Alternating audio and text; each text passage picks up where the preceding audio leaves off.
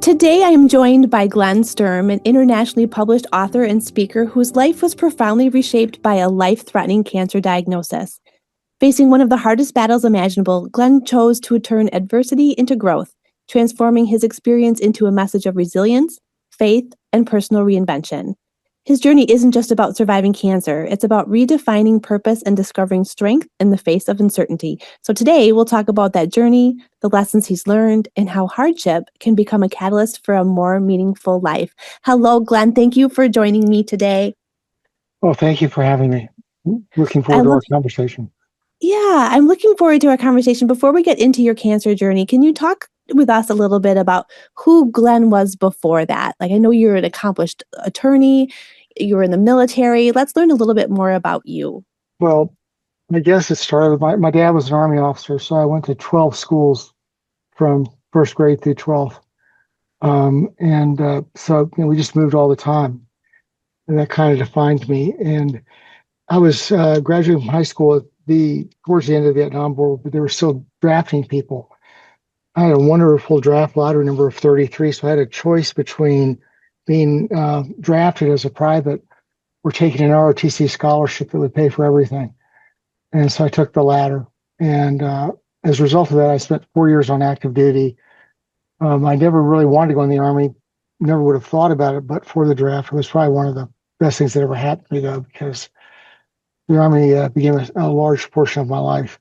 I stayed on active duty for 4 years. As a result of my scores on some graduate exams, the Army paid for a fellowship and got my master's then, and then got out and went to work in business for a medical supply company. And the one statistic I remember from those days, I got promoted 4 times in 2 years. It was kind of ridiculous. They all involved a relocation. Was that we were all worried about as executives of the company that our GDP had hit, medical care as a percentage of GDP had hit 10%. And we were all freaking out about that because how long could our economy support that level of expense? And today we're over 20%. So it was just a foreshadowing. But after all those promotions and everything, I'd always wanted to go to law school because I always wanted to have my own business. But I came from a military family, so I didn't know how to do that. So I went to law school and ended up doing pretty well in law school. And as a result of that, I had a bunch of job offers from very good firms all around the country. And I accepted a position in Atlanta and did really well there. And I made partner 2 years out of law school. And it might have been 3, but I think it was 2. And then was the corporate chairman of my law firm at 5 years out of law school. And so I was successful as an attorney. I did corporate securities. I couldn't do litigation. That was tearing things apart, and I like building things. So I did IPOs and did a lot of financial technology, fixed a lot of problem banks, and just had a great existence. In the late 90s, the internet started popping up, and I started the first internet banking software company that enabled banks to go on the internet, and we went public in '99 while I was still chairman of the law firm, and my last child was born that year. So after a period of time, I decided that I didn't need to be doing 3 things. I need to do 2 well.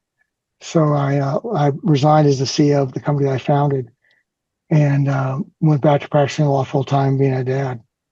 And things were great until January 21st, 2009, when I was on my way to the University of North Carolina to give a presentation.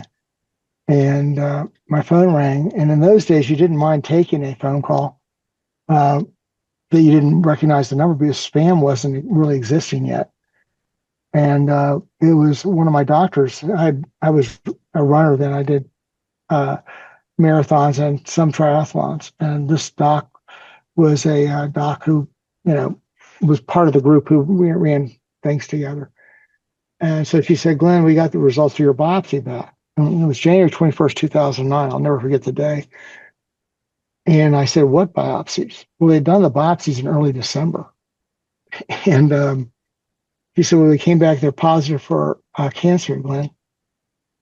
And I just said, what? And I said, I ran with a bunch of doctors. They were all jokesters, and they always gave the lawyer a hard time about everything. I said, okay, who put you up for this? That's a bad joke. And she said, no, Glenn, this is not a joke.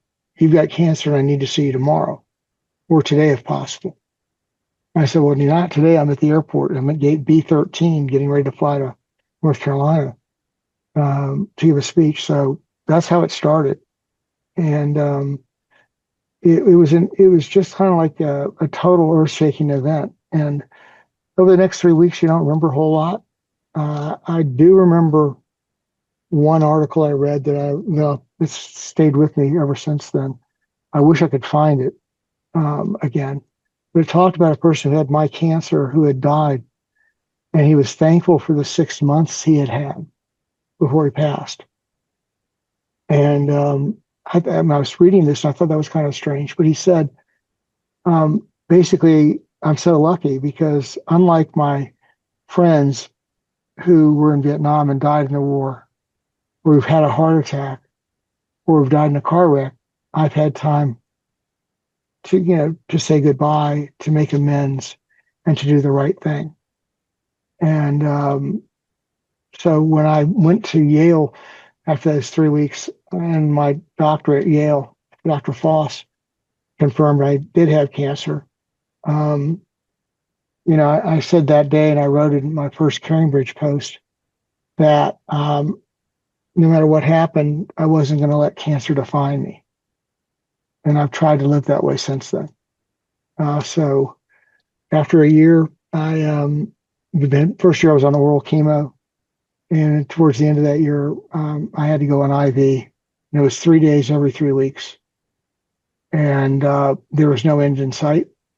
There still is no end in sight, but it's something I've gotten used to. I can tell a few jokes about that. But what happened was I'm 54 years old, and it's the prime of a career.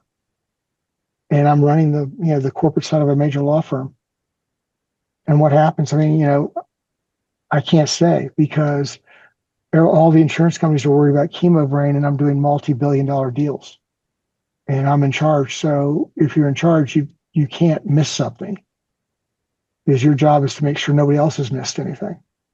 And so I ended up having to leave the firm and trying to redefine myself. And so that's where it starts.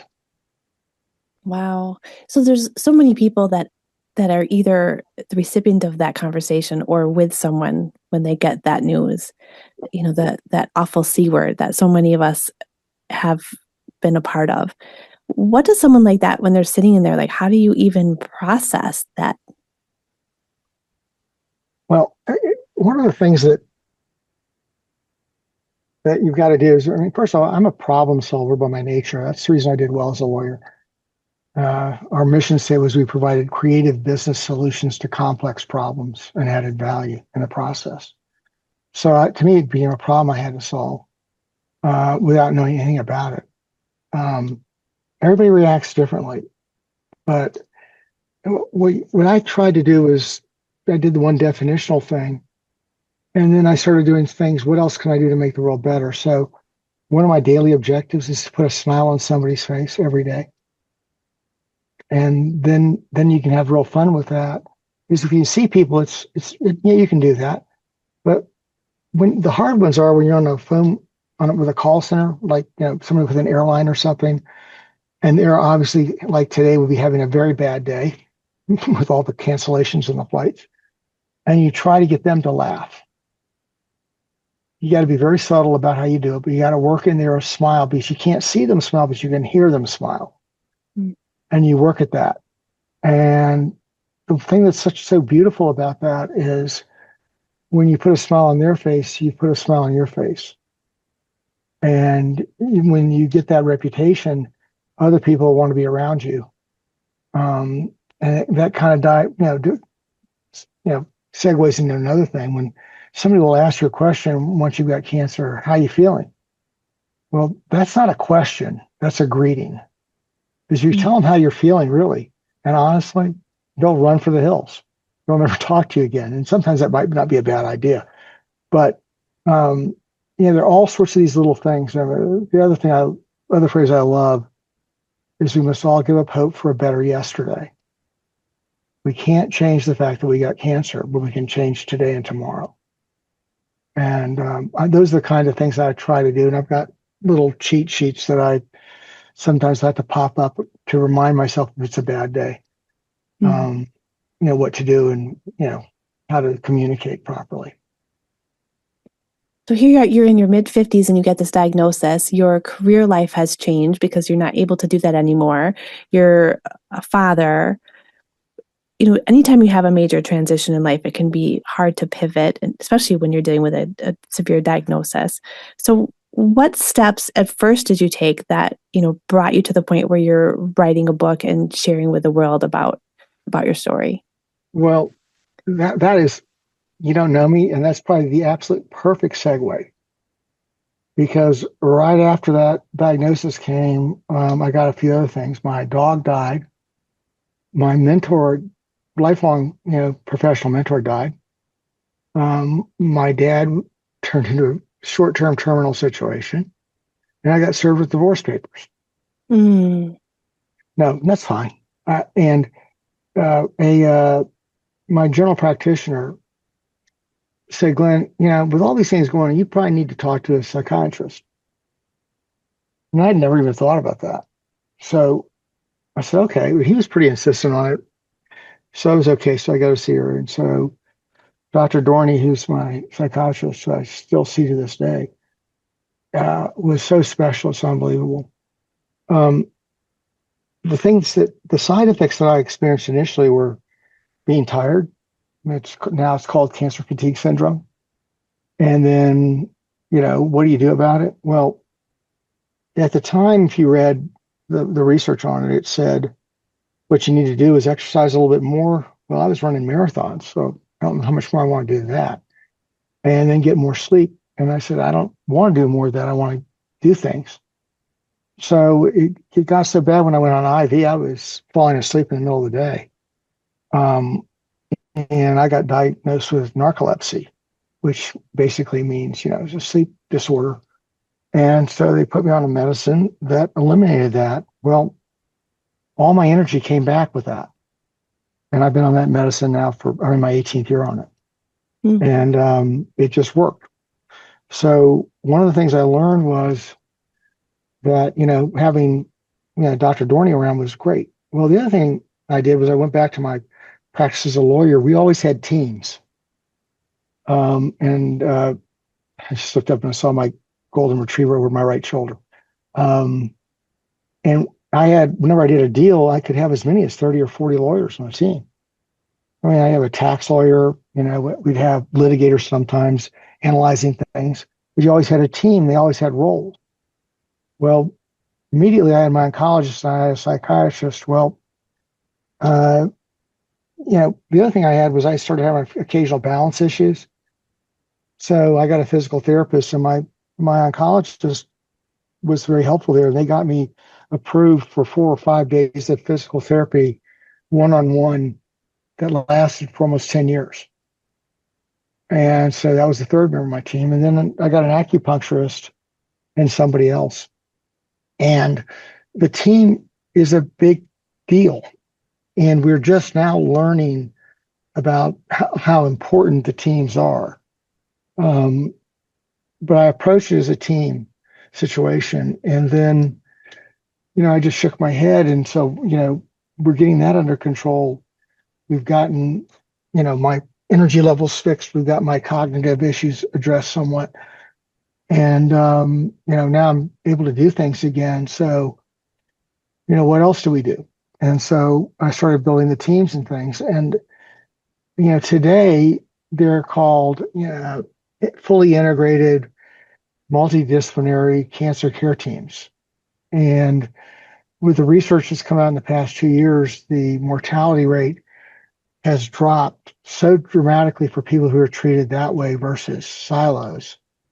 It's unbelievable. I've written my first book, which was Cancer Set Me Free, but my next book is called More Than Hope, the promise of fully integrated multidisciplinary cancer care teams, where the my mortality rate has gone down by 70% for my cancer by use of those teams. Whereas if you're in a silo-based practice, it's not gone down at all. So it's more and more compelling evidence of it. What I didn't realize, I put my own team together, but I had holes in that team that I've identified over the years to do it. But everybody needs a team. You really can't do this by yourself.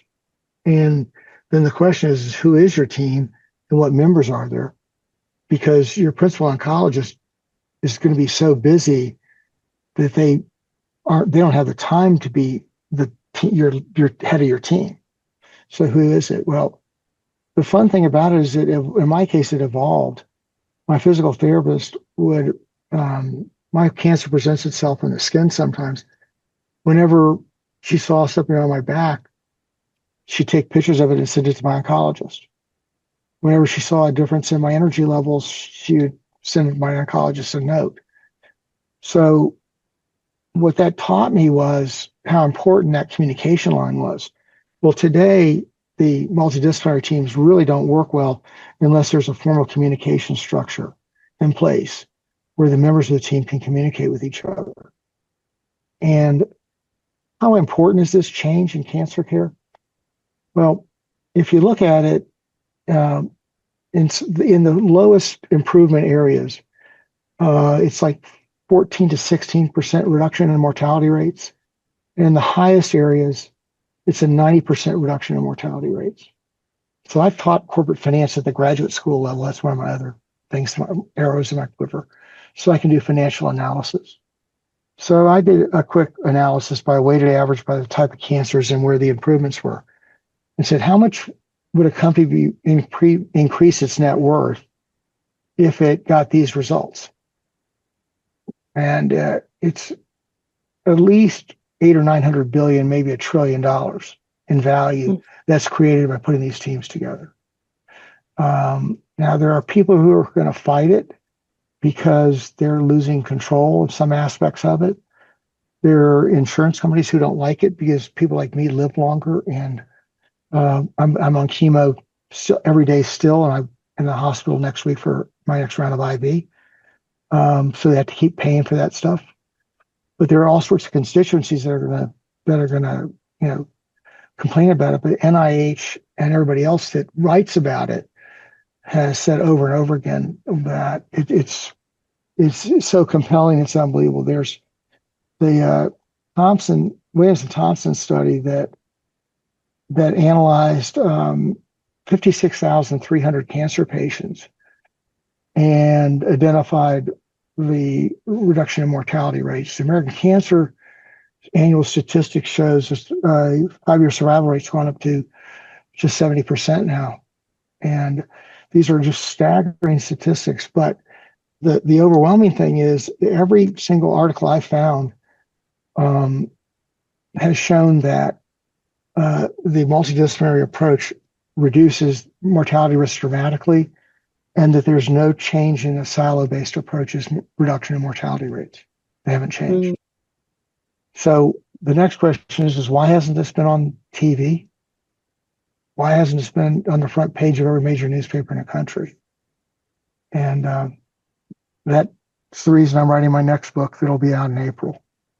That will address those things. So, and it'll give people the roadmap on how to get a team, and if you don't have a team, how to put your own together. There's a few things I want to dive into on that. So first of all, how to do it yourself if you need to, the importance of advocating for yourself, not only when you have a diagnosis, but even when you're healthy, because a lot of times it takes you, challenging maybe the opinion of a professional that you're talking to, or getting a second or third opinion as well. Let's talk a little bit about that importance about self-advocating, being that agent for yourself. I wrote these two sentences this morning. The question is no longer whether integrated multidisciplinary care works. The question is whether your institution is providing it. Okay. And so I'm doing an introduction to a thing we're going to be posting soon. And you have to build your own team if they won't, but you've got to know what to ask for. Okay. So how hard is it to find it? Well, it's really hard to find out who should be the members.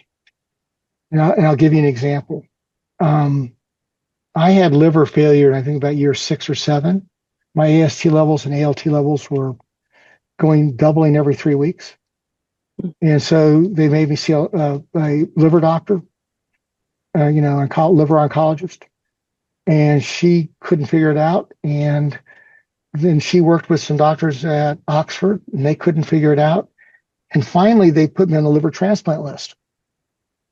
And I said, oh, this ain't going to happen. I've got cancer. They're really going to waste a liver on a middle-aged guy with cancer. And so I said, I got to figure out this myself. So what I did was, I love math.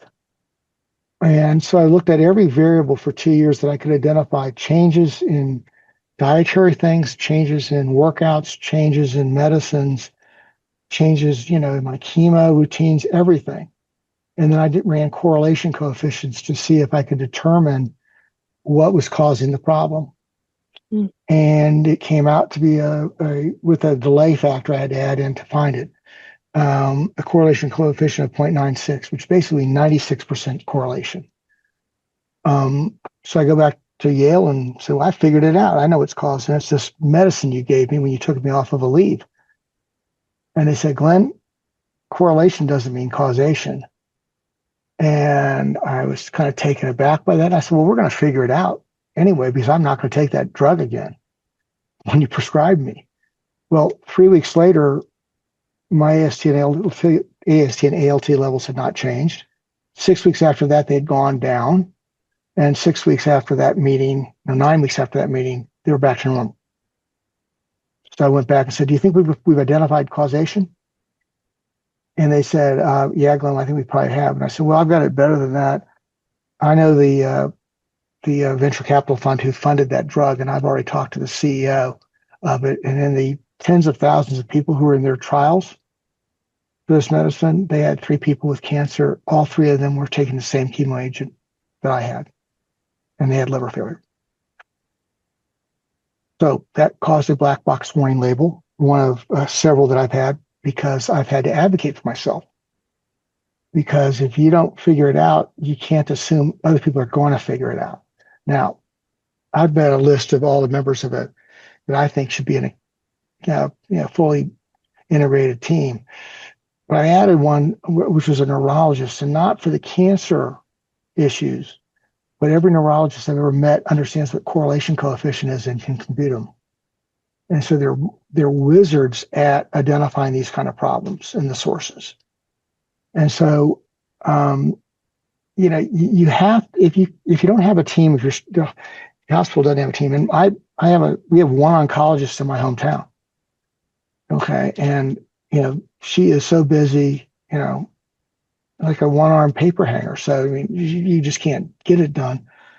So you have to be able to solve problems yourself. And you have to, if you can't do it, you have to develop a team that can. And that may be your caregiver, but it more likely won't be. You'll have to find somebody. And the neurologist is one of the people that can really be helpful in that arena. But it's just, people don't understand the complexity of these things and the interactions that happen. And doctors, are so busy, especially in small towns, that you're not going to get it. But you've got to have one of these teams working with you, because would you rather have the current mortality rate or reduce your mortality rate by 70% by having a good team? That's the question you ask. So one of the things that you brought up as well is when you have providers that are not in the same network as far as insurance goes, or getting that coverage. If someone's dealing with the financial concerns and constricts of networks and insurance, like how do you navigate creating a team when they're from different areas? Well, the thing is, I mean, so to give you an example, I mean, the good hospitals, the great hospitals do this, but to give you an example of the range of a team, um, the last member I put on the team that I'm getting ready to publish is a music therapist. Well, most insurance companies aren't going to cover music therapists, but the institutions can cover them. Even my hospital, the town that I live in, which has one oncologist, has acupuncturists for their cancer patients. So what you do is you figure the whole thing out. And, um, if you're at a hospital that doesn't take your insurance, you need to change. But I mean, I guess I've been so blessed because I've only had one or two incidences where there was an issue about coverage things. And my principal oncologist wrote a letter and those issues went away immediately. But again, she's very special about what she does. The multidisciplinary aspects of it, if it's part of a team at your principal oncologist, that's where it works. If it's part of a team that you're having to, put together, it's different. Now, today, my physical therapy function, I do it once a week and I pay out of pocket for that because it's not covered here. And the person I've got doing it for me now is an exercise physiologist instead of just being a regular physical therapist. I'm blessed because I've got that function. That's a good question and a tough question to answer, but you have to basically go towards the hospital. Now, the next part about that is the person I didn't have on my initial team. I accepted that role myself, which was a big mistake, and that's the guide or the navigator. That's probably one of the most important people that you can have. It's a lot of times it's a nurse, sometimes it's not, but their job is to make sure you get the treatments you need and make sure that you can get coverage for insurance, and that's their job. And if your hospital doesn't have that function, that's the function they need to have. A friend of mine's wife and one of the principal research hospitals in North Carolina, she ran their navigator program. And in a 3-year period, they went from having 14 at a big hospital to 24. And I think it's doubled again now because the need for it. And the administrators should like it because those navigators know how to get reimbursement, get coverage. And if you don't have a navigator, if your hospital doesn't have one, you really should consider who else might have that capability for you and provide the care. I can imagine with someone getting a diagnosis and then, you get a diagnosis and you have to wait a period of time before you have, either the surgery or the first treatment and the anxiety that comes with that. And then you talk about having, numerous people there to provide different levels of care, which, at first when you're dealing with the thought process of everything, that has to be very overwhelming. So what is your advice to people who are dealing with a diagnosis to even get them to look past, oh my God, I have cancer? I think I was fortunate in how I approached it. I go back to that article I read about that gentleman who was dying. He was so thankful. Well, I mean, changing your attitude to putting a smile on somebody's face and then looking about something you can be passionate about in the future, it can be all sorts of things. I love my photography. I do astrophotography. I shoot eclipses all over the world. And what makes that even better is 100% of the revenue from those images goes to support children's health. And so I'm passionate about that. I'm now passionate about my writing. And so finding that something you can be passionate about is great. The other thing I'm passionate about is I've got one grandson, and he's the coolest thing in my life. He set up rules for his mom and dad that neither one of them can individually come visit me or visit me as a team unless he gets to come too. That's his rule. And he's 6. When I heard that rule that he created, I really encouraged him to stick fast to his guns on that because, you can just see me smiling right now. And because it does, I mean, you've got to find what you're passionate about. And so people ask me sometimes about, Glenn, how in the world did you get into photography at 54? Well, I wouldn't. I've been carrying a camera with me my whole life. It started in 1956 or 57, 58 maybe. We were living in Berlin, Germany, and my dad was an Army officer, and he finally got 30 days vacation, and we called it leave. But my mom decided we were going to go travel Europe, and we had a Volkswagen Bug. I had two sisters and a German Shepherd, and my two sisters and I with the German Shepherd in the back seat. Mom and Dad were in the front. My mom quickly knew that I was going to kill my sisters or pull their hair out at least if she didn't find something to distract me. So she brought me a Brownie camera and taught me how to use it. And that's where my photography bug hit and has stayed with me my whole life. On all my active duty time in the military, I always had cameras with me. And, every backpacking trip, I carried too much weight because of my cameras. I love photography, and living in a place like Jackson, Wyoming, when you're next to Grand Teton National Park and Yellowstone, it gives you the opportunities to do that. So that's where the thing started. And then I had a Caring Bridge blog. And why did I do that? Well, I didn't want to answer people's questions about how I was doing, so I wrote about it. And I always crack jokes about things in my blogs to make fun of myself. And so, that opened up the door to the writing of my first book. And then I've now got 5 out and 2 more coming. My first novel will be out in May. And it's book 1 of a 6-book series. But there's an old phrase, pardon me. It's about the time it takes to do my job expands the amount of time that I have available. So, basically I get up in the morning now and I write and research. That's what I do most of the days. I go to the gym, and I'm supposed to be playing golf again because after my spine surgery, I'm cleared to do it, but I'm having too much fun writing books. And so that's what I do now. And I had spine surgery in October last year. I had a tumor on the L3 root nerve.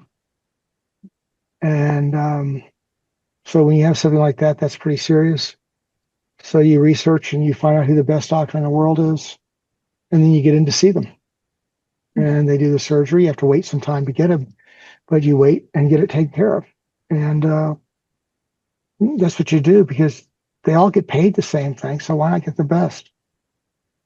And so that's kind of my approach to it. And probably the most unusual thing that I found out about my cancer treatment, I found out about last year, about 18 months ago. And that was my middle daughter who was with me when I got my diagnosis from the experts at Yale. I never asked how long I had. She did. Never told me what they said. And they said I had 2.5 years, probably, plus or minus a little bit. Well, I'm sitting here in my 18th year now. Wow. And so, and my expected life expectancy now, just from cancer, not from other conditions you could have, is 30 plus years because of the changes that's a result of the multidisciplinary issues and it's the overall changes in treatment of cancer and cancer-related side effects. And the other thing is I've had 55 surgeries now. I haven't gone into all those. I've had, side effect was one of the other side effects I had, not just the liver one. I had 5 detached retinas in my left eye. I shoot my right eye with a camera, but that was a side effect of of one of the chemo regimens I was on. Thank goodness for correlation coefficients again. And there are other things that have happened. But you just, the first bad surgery I had, they had perforated intestine, 100 perfs in it. And they did the surgery 8 weeks before I was supposed to take my son on a backpacking trip to Philmont Scout Ranch. Well, that was important to me because I had done that when I was a kid in my Dad's dad was on the board of directors of the Boy Scouts for years, and I'd taken that role at one point for a while. It was a big deal to me. So I had to get back into shape to make that trip. And my surgeons cleared me to go on it because I did everything I was supposed to do. It was a 5-hour, 6-hour surgery. And, I wore a brace around myself just to make sure I didn't screw up too badly. But I don't think there's a hill I can't climb. And, at some point that's going to go away. But there's something else, and hopefully this may start boring you, but when I was in high school, ready to go to college, I'd been at my new high school for my senior year for 2 weeks, and there was a parent-teacher conference. And so I had to go because I was a senior. I didn't think much of the teacher, but anyway, she told my parents I shouldn't go to college, I should go to trade school. She didn't think I had it in me to go to college. And, that was news to my mom, my dad, and me. And, it didn't change any plans that we had. But 2 weeks after that, we had a test in those days called the Florida Senior Placement Test, which was like the SAT for the state university system. And I got the first perfect score in the school's history. And, that came up with my phrase, only you can stop you. You can't let anybody else stop you. Sometimes you have to stop yourself, though, because there could be an ethics situation where you need to show self-discipline to stop yourself. But you don't let anybody else tell you what you can and can't do. You can accomplish anything if you decide you're going to do it. And it may take you longer than other people, but you can do it. And how much has that mindset impacted your success in this cancer journey? 100%. Yes, it kind of probably defines a lot of it. Mm-hmm. I mean, this morning I wrote the introductory paragraphs to something that's we've decided, I think, to post it. That's my other golden right there. And it's the Complete Cancer Care team. There are about 55 potential members of the team. And I'm sitting here writing it. So I've got an introductory paragraph for patients, the caregivers, and then the institutions. And the one for the institutions is direct. The one for the patients and the caregivers is, written a lot softer, but it's direct. For the institutions, it is, if you're not doing this, why aren't you? You're going to lose. You're going to hurt your patients by not doing this. And I back it up with hundreds of footnotes from reports from all over the world, research reports. And the United States is behind in this in a large way, because they were doing multidisciplinary meetings instead of tumor boards in Australia 15, 20 years ago. And in Europe, they were doing them 20 years ago. And we're just now getting into it. And again, it still hasn't hit the major media in the United States. I think it's important too. We talk a lot on this podcast about alternative therapies. You mentioned acupuncture, even physical therapy. There are so many options out there for additional treatments, along with supplementation and nutrition and exercise that really help the body to heal itself, which is so important. Other than the music therapy, what is the most surprising member of your team that people would be surprised to hear about?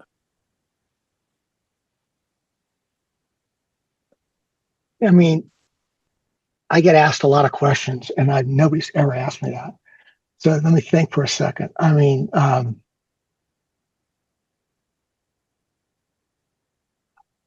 it's the exercise physiologist is not the normal person. I determined a couple of years ago that I was going to try to qualify for the British Open in golf. Okay, well, I'm now 70 something, and I'd be the oldest person by 25 years. Well, when you're hitting the golf ball 3 hours a day and doing everything else to try to get it right, it was something. So I had two people that helped me on that journey, and then I had the spine tumor, which kind of derailed me for a bit. But my chiropractor is a former U.S. gymnast, Olympic level. She's a chiropractor. She was on the U.S. wakeboarding team, was the chiropractor for the U.S. wakeboarding team. and then is a PGA certified tier 1 tour level chiropractor. Well, I mean, I understood that, and she's also a sports physiologist now. I mean, she is probably the most important person today. Okay, in my whole process, and I mean, if you'd have asked me that, even 10 years ago, I would have not said that. But I don't think that really does it justice. I mean, the the the most important thing is, I think, is having somebody you can talk to. And that's evolved over time. But I mean, I got divorced right after the start, and I'm still single. Um, and I've got my 2 golden retrievers who they listen well, but they don't talk very well. But having somebody who understands you and cares. Well, my sports physiologist and my golf coach are the 2 people who we do it. We talk about physics in golf, and it's the intellectual exercise of it. But well, the other thing is, I was chairman of the operating company for IHMC, the Institute of Human and Machine Cognition. And my good friend there, who was the CEO forever, he is probably the one that surprised me, because he's a business relation, but he's a world-class scientist. And Ken Ford's his name, but he's former chairman of NASA, everything else. And when I went to do my analysis on who the best doctor in the world was for my spine surgery, because I wanted to still be able to play golf and hopefully qualify for the Open. He hands me a research paper on it, which identifies all the leading hospitals, all the leading doctors, and identifies the one doctor in the world to do my surgery. Mm-hmm. Well, Ken's been like that silent person who hears me and just hands me the document that I need to read. And he does a podcast on science that's just unbelievable, and human performance. He wrote his first paper on AI, I think, in 1978. So, but he's just the most brilliant person I've ever met. There's a phrase from a movie from years ago called Mr. Baseball, the old Tom Selleck movie. And the baseball coach tells Selleck, "You've got a hole in your swing. And when the pitchers find out about that hole, you'll never hit another ball." Well, the bottom line is, we all have a hole in our swing. And finding the hole and finding somebody or something that'll help you fill that hole is where you get close to actualization, I think. Mm. And that's probably the most important thing that's happened to me. And Ken's probably he's the stopper for the hole in my swing. It's interesting because, this podcast is called My Fit Tribe for a reason, because I found through my journey that surrounding myself with people, again, whether it be chiropractors or the physical therapists, or people that give me spiritual guidance and friends that give you support, that whole entirety, that everything of people there to support you and, again, fill those holes, is really what raises your vibration and keeps you challenged and keeps you being that best version of yourself. So you've definitely reiterated that in this conversation. Well, it's true. I mean, and the hole in my swing today is, I can't, my novel's finished. It's with the editors, and I put it aside to get this new book out, and the whole thing about multidisciplinary teams and fully integrated multidisciplinary teams, which is a term that nobody's really heard of, because there's integrated care and there's multidisciplinary care, but there's not both. And so, why is a lawyer writing about that topic? Well, there's a hole because nobody else has written about it. And so I'm having everybody I can find read everything I'm writing before I publish it, and identify any mistakes. And when anybody who listens to this, if you see my book or something, or you read something about it, and you think I've missed something, please notify me, because there's I'm not the right person to write it, but there's nobody else doing it. Mm. And so, I'm relatively smart, but there are other people who are smarter in this field than I am, and I need their help. And so I'm getting all the help I can, but it's too critical not to do it. And raising false hopes would be the worst thing I could do. Well, I'm so grateful for this conversation. I take away so many things. Again, surrounding yourself with your tribe, whether it be in your medical care or even just individually. And also the fact that you continue to find a passion and something to do and to find purpose and to look forward to, and how important that state of mind is to your wellness as well. Um, Before we wrap up today with my final question, can you tell our listeners how they can find you and your books, not only that have you written that are upcoming as well? Okay, my I've got a website, which is glennsturm.com, GLENNSTURM.com. And yeah, it's that's where you can get me. And then uh, I don't read everything that hits that, but if you just say, I need to get Glenn to see this immediately, it'll get to me within 24 hours. That's one person's job. I mean, anybody with cancer, or a loved one of somebody, or somebody supporting somebody with cancer, you just say, I need to talk to Glenn. I mean, I, uh, I don't turn away from that. I embrace it. I have time for that more than anything else, to try to help other people. That's where my real passion is. Mm-hmm. Is the more I can help other people, the better off I am. That's Yeah, what yeah. we've talked a couple times on this podcast. We had a guest, Dr. Steve Treziak, on one of our earlier episodes, and he talks not only about hope, but also when you help other people, how much physically it actually helps your health yourself. And it's just fascinating that the body heals itself more when you are, being kind to others. I think everyone needs to take a few doses of that for sure. Well, there was a young lady who interviewed me recently. She had brain cancer at 19, and she started her own foundation. Mm. And so I'm listening to her for a few minutes, and I checked on them a bit. So they're getting a picture that I took, a 4 foot by 6 foot picture, and I'm going to go up there to their thing and talk to their institute, their annual thing. But they get 100% of the revenue. They can't pay any of my expenses. And it's just the right thing to do. She's just such an amazing person. But any organization that's I don't take any money for it. I don't let anybody pay my expenses. Um, it gives you purpose and passion. And when you're helping others, what the doctor said is so spot on. It's unbelievable. There is a chemical change that happens for you. Mm-hmm. Wow. Well, I thank you for sharing your story with others through your writing and through your speaking.